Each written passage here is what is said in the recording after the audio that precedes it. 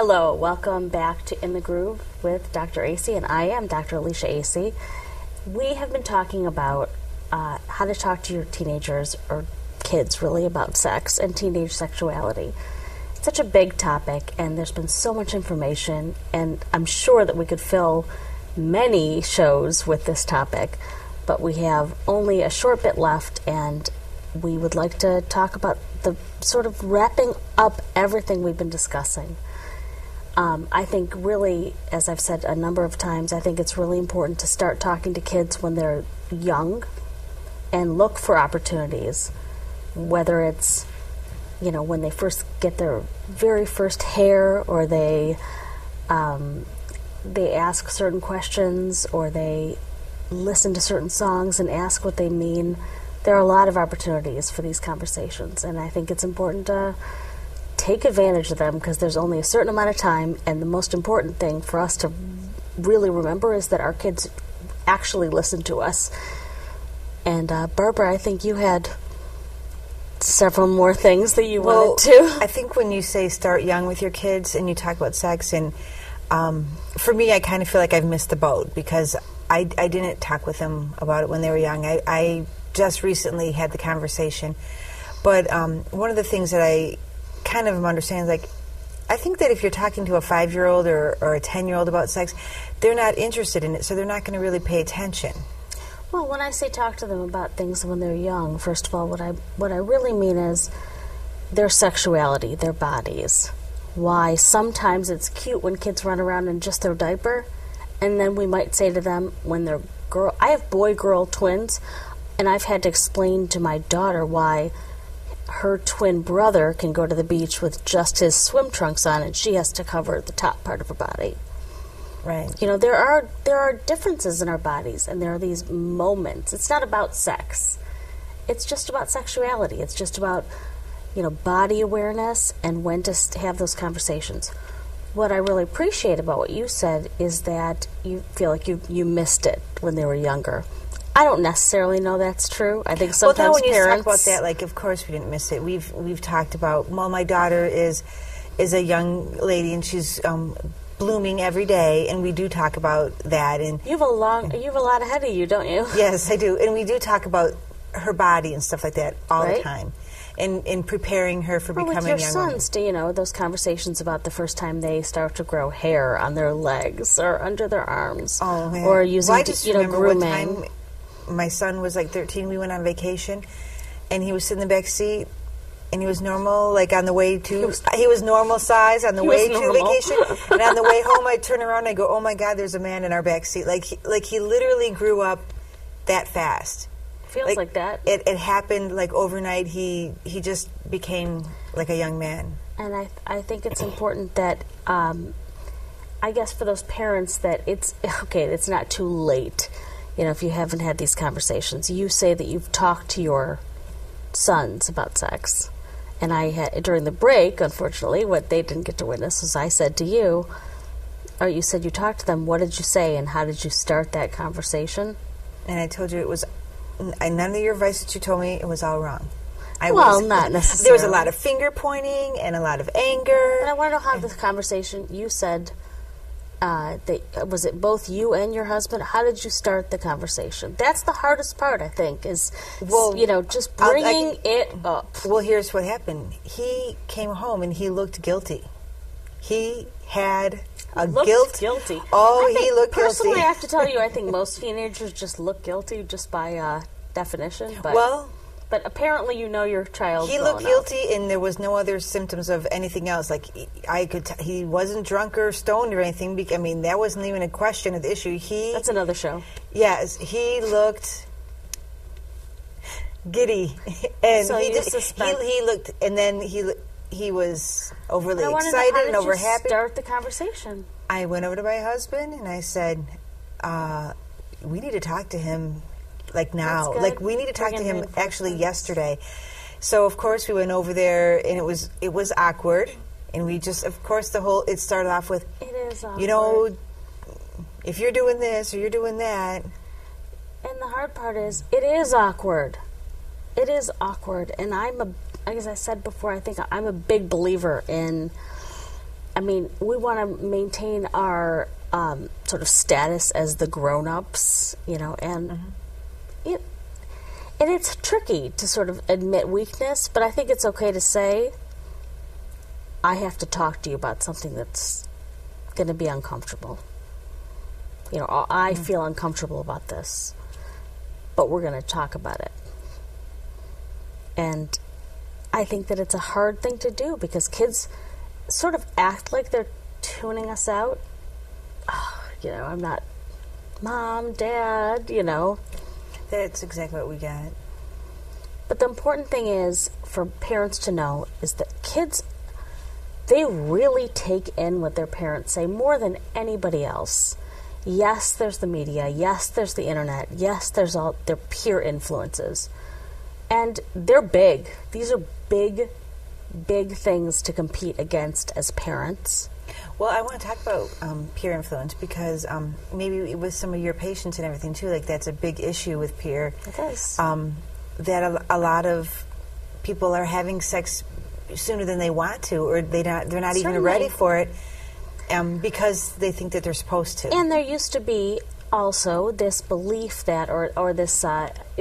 The other thing that I've also heard from my clients and from the people I work with is that, you know, well, my mom said to me, my dad said to me, well, usually it's the mom that says, just promise me you're going to come to me before you have sex. Well, let me tell you something. It really doesn't happen that way. And I do see people having, I mean, I guess some sort of pressure, but it's not how it is in the movies, and it's not that textbook, you know, sort of, I will like you, I will be your boyfriend if you have sex with me. I think it kind of starts with people's own images of how they feel about themselves, their body image, their self-esteem.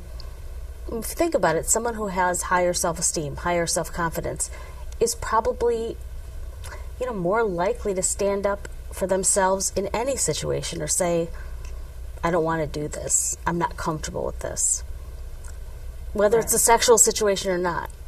So I think but what I also think is important is, Barbara had mentioned in an earlier segment about keeping an eye on your kids and taking the couch out of the basement, you know, taking away those opportunities.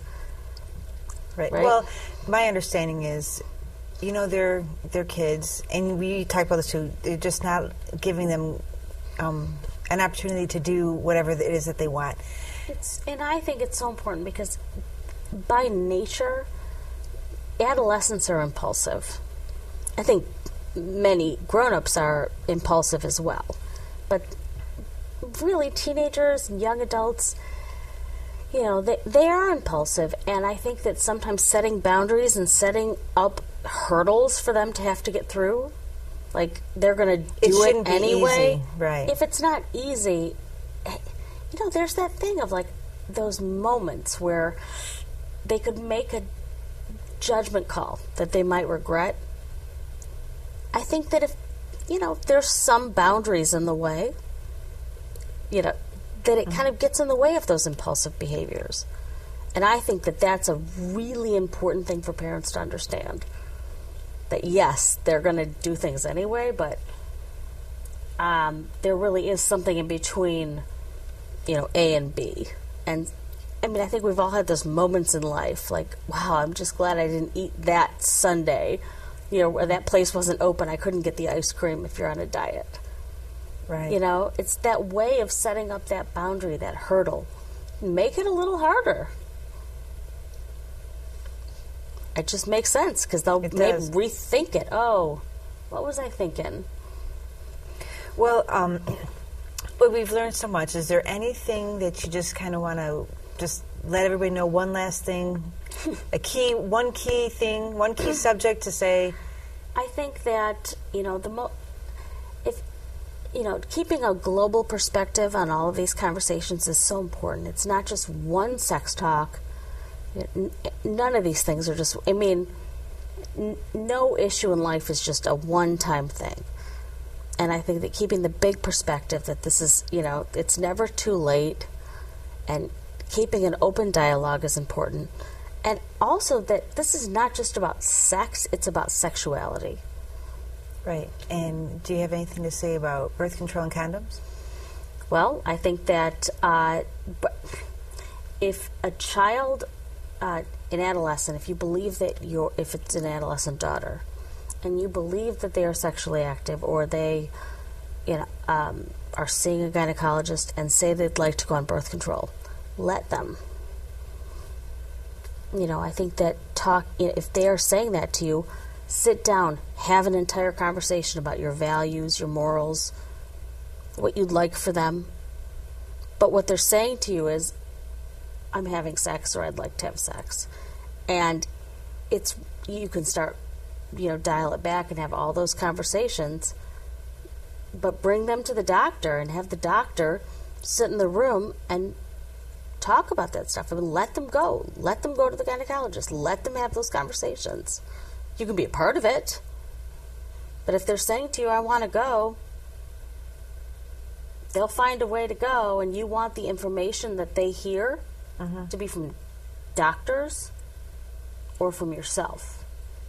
Because they're going to learn a lot of things other places that are not necessarily the truth. All right. Well, I feel like I have absorbed a lot of information. I know that I'm going to go home and have many conversations. Hopefully not tonight. No, it's going to be a little unusual or awkward tonight when I go home, but I will look for opportunities and be prepared. I think what I'm going to do is maybe use this opportunity to talk to my husband about what we need to talk about, because I think that we're not on the same page, and we are not prepared as two parents. We are not prepared. So I think I'm going to use this opportunity to share all this information with my husband so that we are. I think that's an important piece that parents need to kind of sit down and say, what are we going to say? And once again, I think that it is so important to communicate over and over and over. These are my wishes for you. These are our beliefs. These are our values. This is what we want for you. Well, I kind of understand that. I think that like many times we do talk about that. We do have an understanding that, we want you to do well in school. You have to behave this way. You're going to college. You're going to grow up. You're going to do this. And again, we explain to kids why they should brush their teeth more often than why they should get to know their bodies. And frankly, when the kids grow up, they become adults. And then they have to come and see me because they're talking about the sexual issues they have in their marriages because they've never gotten comfortable with their own bodies and how that all works. So that's a whole other reason that all this is super important. Well, thank you very much, Dr. Acey. I, for one, have been very informed. Like I said, I'm going to go home and share all this with my husband, and I promise to have many conversations with my children. When I first hit the fields, I knew I wasn't like the others, like a shovel with no dig. Over man, I can't win no way. My engine, I don't own the beat. My tailpipe